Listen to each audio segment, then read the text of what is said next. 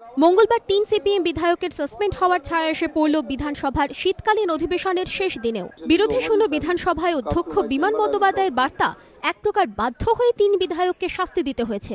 তিনি বলেন, আমি ঘটনার জন্য দুঃখ প্রকাশ করতে বলেছিলাম, কিন্তু তাঁরা তা করেননি। ব্যবস্থা না নিলে বিধানসভার মধ্যে যা খুশি করতে পারি এই বার্তা যেত, তাই তাঁদের পক্ষ থেকে অনুতাপ প্রকাশ চেয়েছিলাম।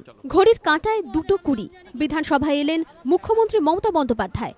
ধন্যবাদ জ্ঞাপন করতে গিয়ে বললেন, আমি ক্ষমা চাইছি দেরি হলো বলে। পুলিশের অনুষ্ঠানে ছিলাম, ভেবেছিলাম 5টা থেকে 5:30 পর্যন্ত হাউস চলবে। আমি সকলকে ধন্যবাদ দিচ্ছি। অধ্যক্ষ ভালোভাবে হাউস চালিয়েছেন, এর জন্য ধন্যবাদ জানাচ্ছি।